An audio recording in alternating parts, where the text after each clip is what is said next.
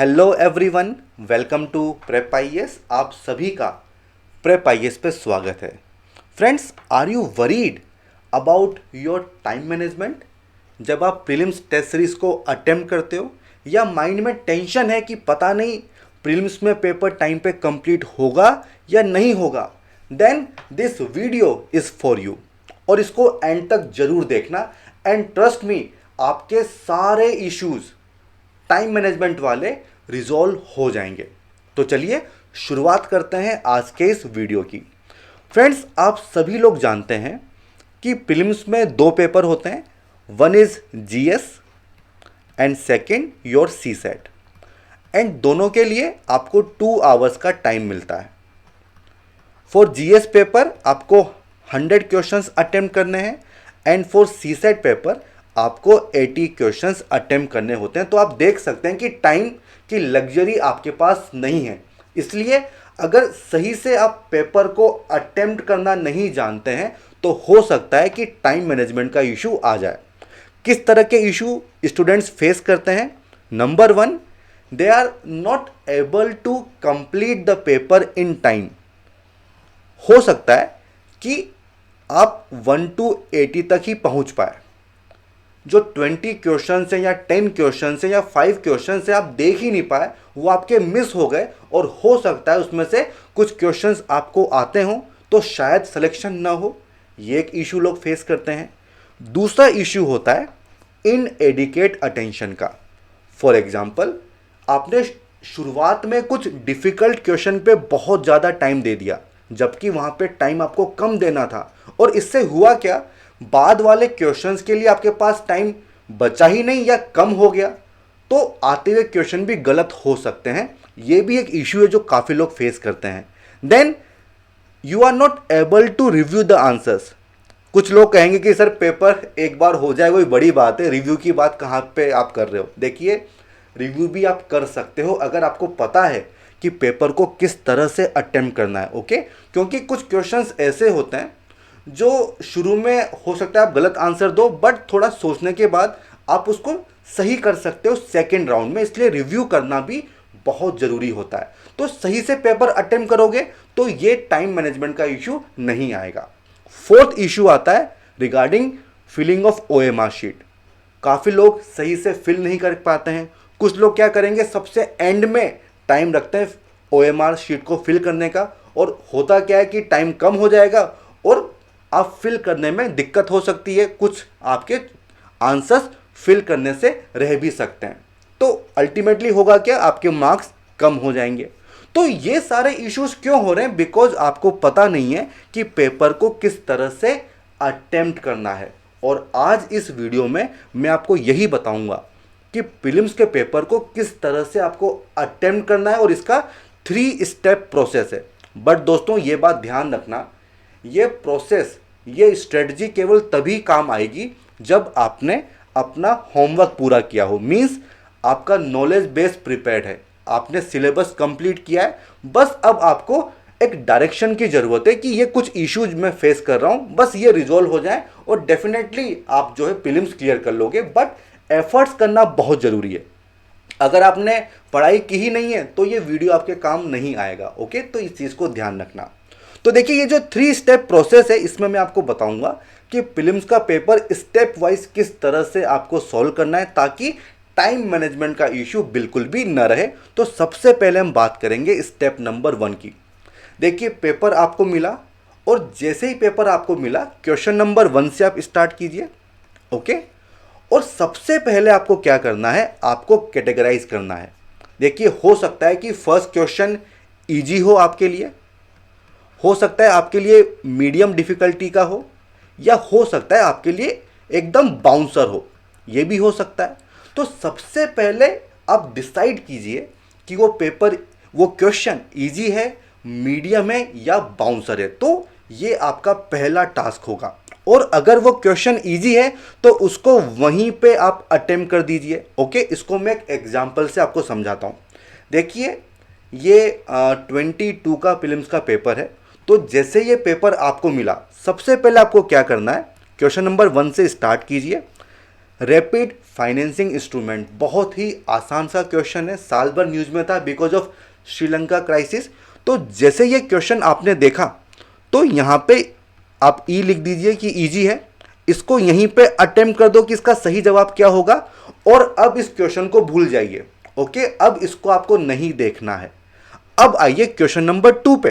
तो this is about नीर और रीर। तो कुछ लोगों के लिए क्वेश्चन आसान हो सकता है, कुछ के लिए मीडियम हो सकता है, बट डेफिनेटली ये बाउंसर तो नहीं है। तो अगर ये मीडियम लेवल का क्वेश्चन है तो इसको आपको यहाँ पे अटेम्प्ट नहीं करना है, ये हम सेकेंड राउंड में करेंगे। ओके, तो यहाँ पे आप क्या कर सकते हो, क्वेश्चन मार्क लगा दो या फिर एम लिख दीजिए, ताकि आपको आइडिया रहे कि सेकेंड राउंड में किन क्वेश्चंस को आपको अटेम्प्ट करना है। तो यहाँ पे बिल्कुल भी टाइम वेस्ट नहीं करना है। ओके, अब उसके बाद आते हैं क्वेश्चन नंबर 3 पे। तो यहाँ पे दिस इज अबाउट इन्फ्लेशन। तो हो सकता है ये क्वेश्चन डिफिकल्ट हो, हम एग्जांपल लेके चलते हैं। तो भाई अगर ये आपको लगता है डिफिकल्ट आप नहीं कर पा रहे हो तो इस पे क्रॉस मार दीजिए और इस क्वेश्चन को यहाँ पे अटेम्प्ट नहीं करना है, आगे बढ़ जाइए।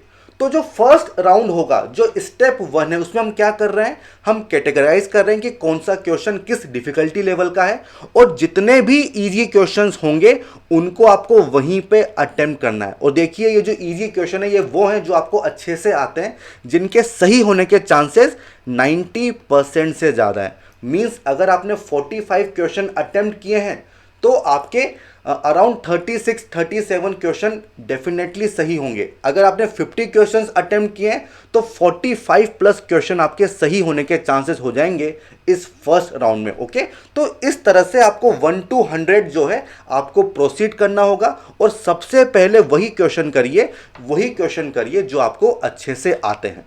अब देखिए कभी कभी ऐसा होता है कि क्वेश्चन तो ईजी है बट तब भी कुछ डाउट हो सकता है कि पता नहीं यार ये आंसर है कि ये आंसर है।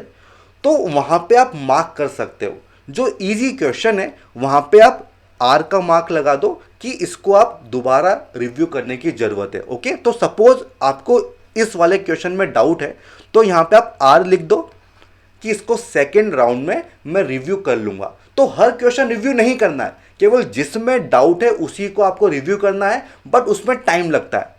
तो टाइम हम बाद में देंगे, पहले वो सारे क्वेश्चन कर लेंगे जो हमारे लिए आसान है। ओके, तो चलिए ये आपका स्टेप नंबर 1 है। और क्या करोगे, अब इसके बाद ना जैसे ही आप 1 to 100 ये पूरा प्रोसेस कंप्लीट कर लेते हो तो अब क्या करो, अब आप काउंट करिए कि आपने कितने क्वेश्चन अटेम्प्ट किए हैं। देखिए इसका बहुत फायदा होता है। अगर मान लो आपने 50 क्वेश्चंस अटेम्प्ट कर लिए हैं फर्स्ट राउंड में, इसका मतलब 45 प्लस क्वेश्चंस आपके करेक्ट हैं, तो आप मान के चल सकते हो कि आपके 90 मार्क्स तो कहीं नहीं गए। तो आपका कॉन्फिडेंस बढ़ जाएगा और आपको यह भी पता चलेगा कि आपको कितनी रिस्क लेनी है। अगर मान लो आपने 50 क्वेश्चंस किए हैं तो आप रिस्क ज़्यादा क्यों लोगे, आप क्यों निगेटिव अपने बढ़ाओगे।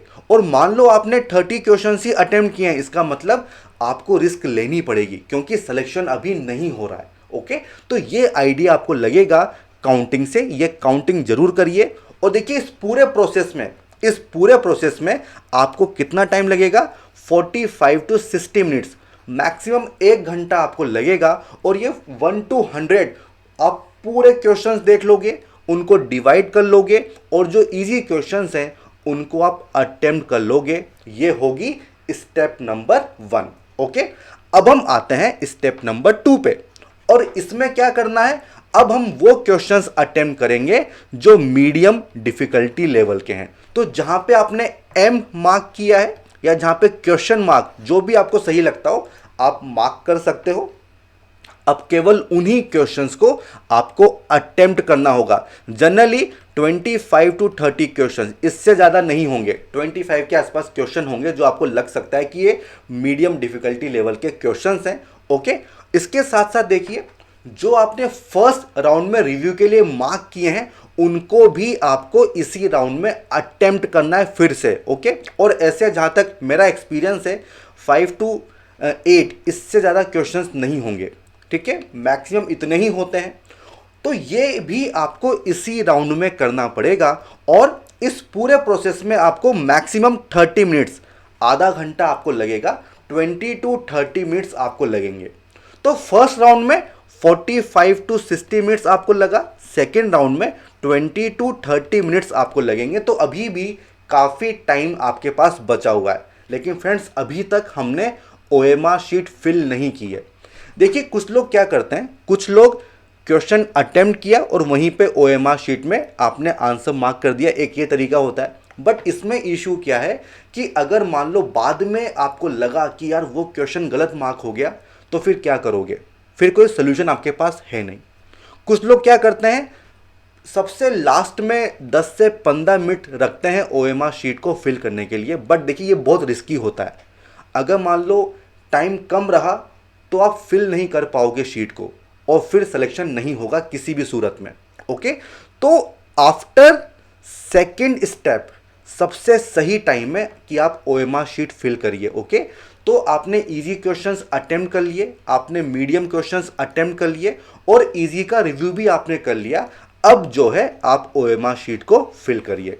अगर आपको लगता है कि जो मीडियम कैटेगरी के क्वेश्चंस हैं उसमें भी कुछ आपको रिव्यू करना है, तो उस पर भी आप R मार्क कर दो, और उसको अभी फिल मत करो OMR शीट में, वो आप थर्ड राउंड में कर लेना। ओके, तो अभी भी आपके पास 20 to 25 मिनट्स होंगे।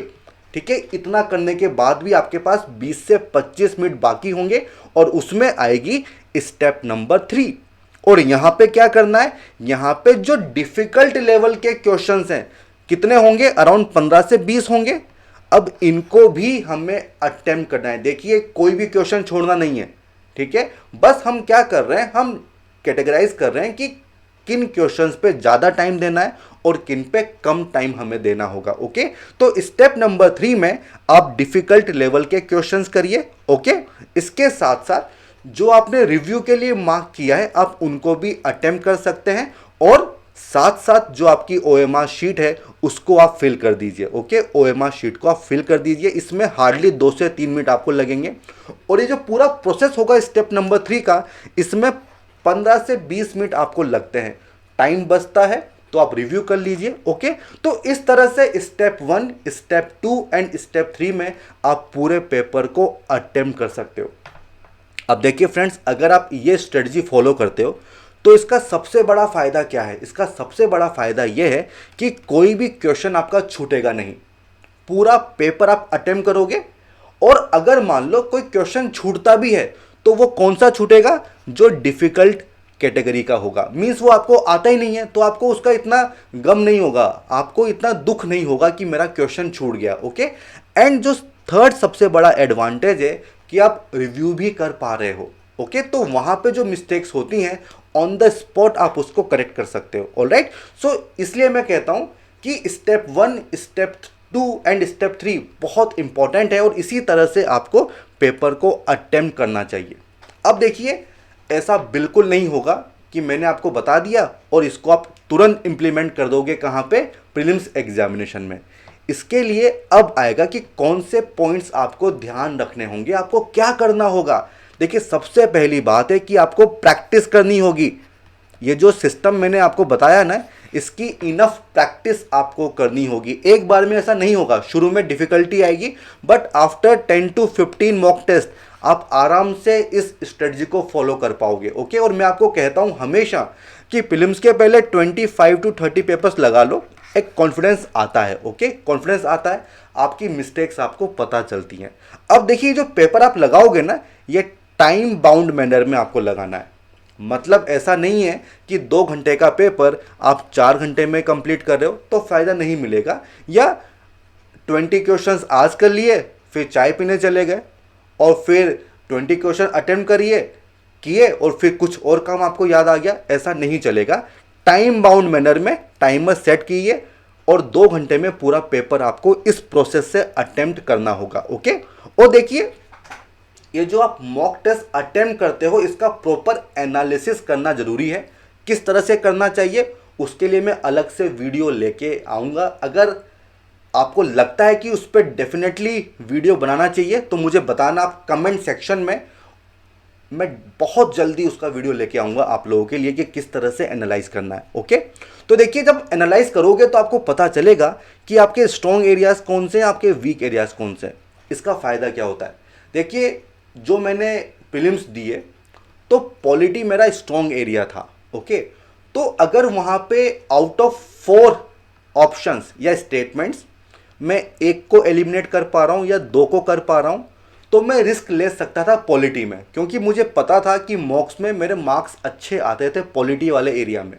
बट इकोनॉमिक्स में मेरे निगेटिव बहुत ज़्यादा होते थे, तो वहाँ पे मैं रिस्क नहीं लूँगा। तो ये सब छोटी छोटी बातें हैं जो टाइम मैनेजमेंट में आपकी हेल्प करती हैं कि कहाँ पे टाइम देना है और कहाँ पे नहीं देना है। ओके, तो ये आपको पता चलेगा मॉक टेस्ट से।